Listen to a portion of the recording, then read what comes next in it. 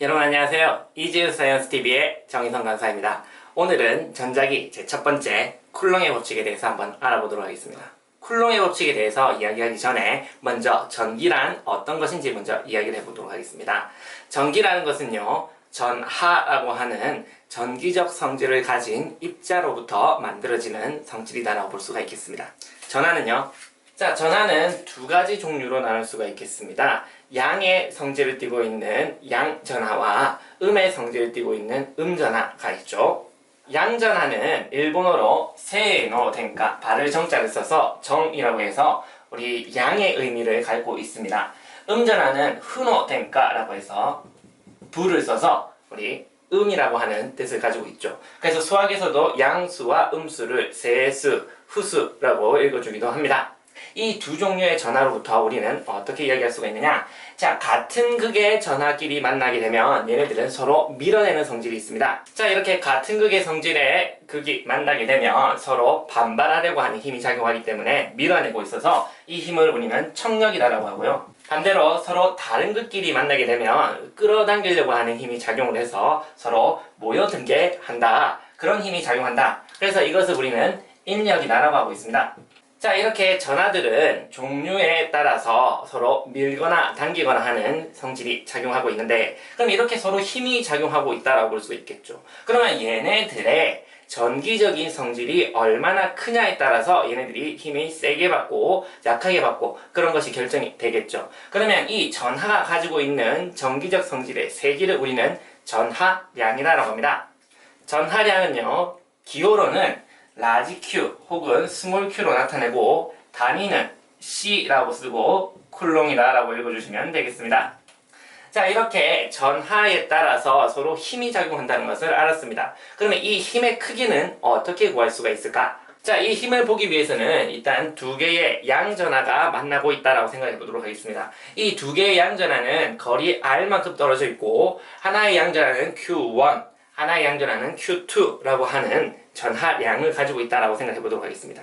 그럼 이때 힘은요, 힘은 Q1, Q2의 곱에 비례하겠죠. 즉 얘네들의 전하량이 얼마나 크냐에 따라서 이 F의 값이 비례해서 변할 겁니다. 그리고 두 개 사이의 거리는요, 거리가 멀어지면 멀어질수록 서로 미치는 영향력이 줄어들기 때문에 거리가 멀어지면 힘은 약해진다라고 볼 수가 있겠습니다. 근데 이 거리에 반비례하는 것을 실험적으로 계속 찾아보다 보니까 거리가 2배가 되면 힘은 4분의 1배로 줄어들고 거리가 3배가 되면 힘은 9분의 1배로 줄어든다는 것을 알았습니다. 자, 그렇다는 것은 거리에 반비례하는 것이 아니라 거리의 제곱에 반비례한다는 것을 알 수가 있습니다. 자, 이렇게 비례한다는 표시는 할 수 있는데 이때 같다고 말해주기 위해서, 자, 우리 과학하는 사람들은 애매하게 비례한다라고 하는 표현을 별로 좋아하지 않습니다. 그래서 이꼴이다라고 확실하게 말해주고 거기 앞에 비례하니까 비례상수 K를 두자. 자, 이렇게 K라고 뒀는데 이 K라고 하는 것은 이 공식을 쿨롱이라고 하는 아저씨가 찾아냈다라고 해서 이것을 쿨롱의 법칙이라고 하고, 그때 쓰이는 비례상수 K를 우리는 쿨롱 상수다라고 합니다. 자, 쿨롱 상수는 9 곱하기 10의 9승 뉴턴 메타 제곱퍼 쿨롱 제곱이 되겠죠. 즉 전체 단위가 힘이니까 뉴턴이다라고 하는 단위가 나오기 위해서 쿨롱을 2개 없애주고 메타 제곱을 지우기 위해서 메타 제곱을 곱했죠. 자, 이렇게 전체적인 단위는 힘이니까 뉴턴이 나와야 된다. 자, 그러면 이 뉴턴으로 나와 있는 이 힘은요, 자, 이 뉴턴으로 나와 있는 이 힘은요, 벡터일까요? 스칼라일까요? 당연히 힘은 벡터이기 때문에 앞으로 이 전기력에 대해서 이야기가 나오면 무조건 벡터의 개념으로 계산을 하셔야 되겠죠?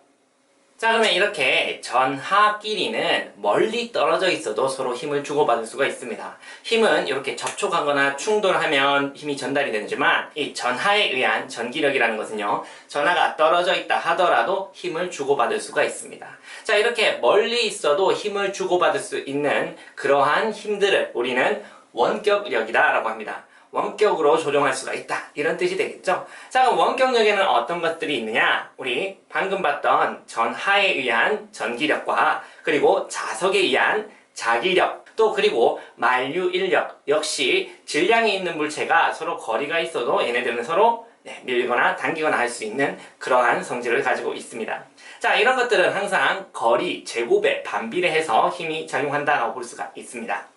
자, 그러면 이러한 원격력을 이해하기 위해서는 멀리 있어도 서로 힘을 주고받을 수 있다라고 하는 이러한 개념이 도입되어야 되겠는데요. 자, 그러면 이 원격력을 어떻게 이해하느냐? 자, 원격력은요, 어떠한 물체가 이 주변 공간에 변화를 준다라고 이야기할 수가 있겠습니다.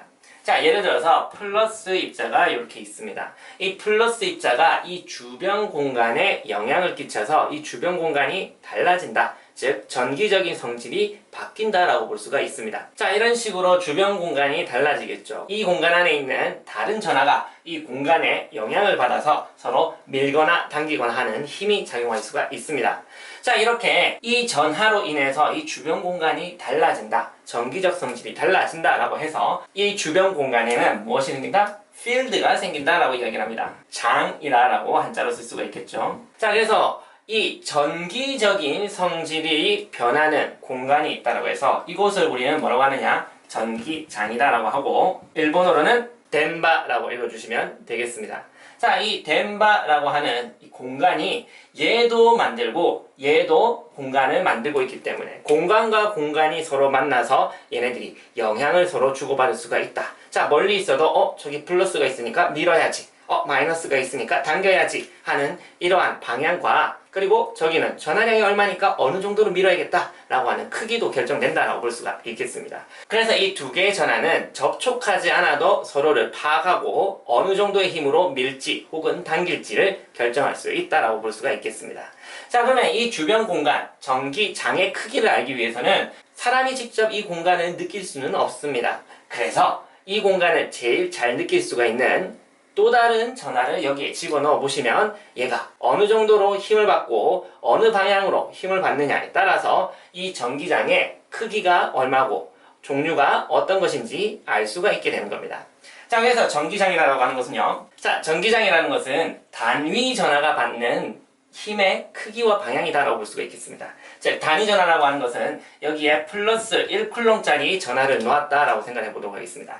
그럼 이 플러스 1쿨롱짜리가 어느 방향으로 얼마만큼 힘을 받느냐에 따라서 이 주변의 공간이 얘로 인해서 달라졌다라는 것을 파악할 수 있게 됩니다. 그렇기 때문에 단위 전하 플러스 1쿨럼짜리를 놓았을 때 받는 힘의 방향이 바로 전기장의 방향이다라고 볼 수가 있겠습니다.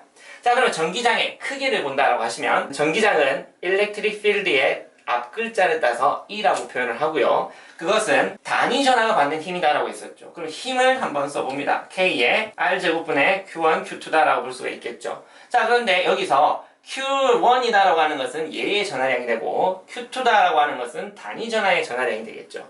그럼 이때 단위 전하의 전하량은 1이라는 것을 알고 있습니다. 그렇기 때문에 이 전기장의 크기는 KR제곱분의 Q라고 표현할 수가 있겠습니다. 자, 그럼 이때 단위를 보시면 원래 얘는 힘이었는데 힘에서 단위 전하가 들어왔기 때문에 Q 하나가 사라진 것과 같다. 즉 단위로 보시면 쿨롱의 단위가 하나 사라진 것과 같다 라고 해서 얘를 뉴턴 퍼 쿨롱이다 라고 표현을 하고요. 자, 그럼 전기장은 벡터일까요? 스칼라일까요? 당연히 힘이다 라고 했으니까 힘의 크기와 방향 둘 다 가지고 있는 벡터가 되겠죠. 그래서 전기장의 크기는 이런 식으로 표기할 수가 있겠습니다. 자, 그러면 전기장의 방향을 한번 표시해 본다라고 하시면요. 플러스와 마이너스가 있습니다. 그럼 플러스에서 단위 전하 플러스 1쿨럼을 넣는다라고 하시면 밀어낼 거고 여기서도 밀어낼 거고 여기 놔도 밀어낼 거고 여기 놔도 밀어낼 거고 사방으로 이렇게 밀어내는 형태가 되겠죠. 자, 그래서 플러스로 중심으로 한다고 하시면 플러스에서 나가는 방향으로 형성이 된다. 자, 그래서 전기장은 화살표로 이렇게 표현할 수가 있겠습니다. 자, 그럼 마이너스 입장에서는 보면요. 마이너스 입장에서는 플러스 1쿨롱을 넣으면 당기겠죠? 당기고, 당기고, 당기고. 당기는 방향으로 마이너스를 중심으로 들어오는 방향이다라고 볼 수가 있겠습니다. 자, 이렇게 전기장을 화살표로 표시합니다. 즉, 이 공간에서 받는 전기력의 방향을 표시한다라고 볼 수가 있겠네요. 그래서 우리는 이 선을 전기력선이다라고 부를 수가 있습니다. 자, 그러면 전기력선은 플러스에서는 나오고 마이너스에서는 들어가니까 이 두 개가 만나게 되면 자, 플러스와 마이너스를 가까이 두게 되면 이런 식으로 서로 영향을 받아서 전기력선이 이어지는 형태로 나올 수가 있겠습니다. 자, 그러면 전기력선이라고 하는 것은 서로 교차하면 될까요? 자, 전기력선이 교차하게 된다라고 하시면 여기에 단위 전환을 놓으면 이쪽으로 힘을 받을지 이쪽으로 힘을 받을지 모르게 됩니다. 그래서 교차할 수 없고요. 또 한 가지에서 여러 가지로 나눠질 수 또한 없겠죠. 그러면 이 공간에서 여기에 플러스 1쿨럼을 놨을 때 어느 쪽으로 힘을 받는지 우리는 정확하게 알 수가 없습니다. 그리고 전기력선은 전기력선이 많이 그려지면 이곳에 전기장이 세다라고 하는 뜻이고, 전기력선이 약하면 이곳의 전하량은 상대적으로 약하다라고 하는 뜻이 되겠습니다. 즉, 전기력선이 빽빽하게 밀도가 높게 형성되어 있다. 그러면 그곳은 전기장이 센 곳이고요. 전기력선이 듬성듬성 그려져 있다. 그러면 그곳은 전기장이 약한 곳이다 라고 볼 수가 있겠습니다. 자, 이렇게 우리는 전기력과 전기장에 대해서 한번 알아봤습니다. 전기력과 전기장은 같은 의미를 가지고 있고 그것을 어떻게 표현하는지, 그리고 그것을 어떻게 표현하고 또 식으로는 어떻게 나타낼 수 있는지에 대해서 한번 알아봤습니다.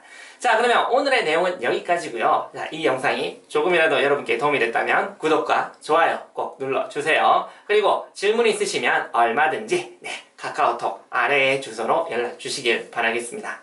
오늘도 수고 많으셨고요. 여러분, 우린 다음 시간에 다시 만나요. 안녕.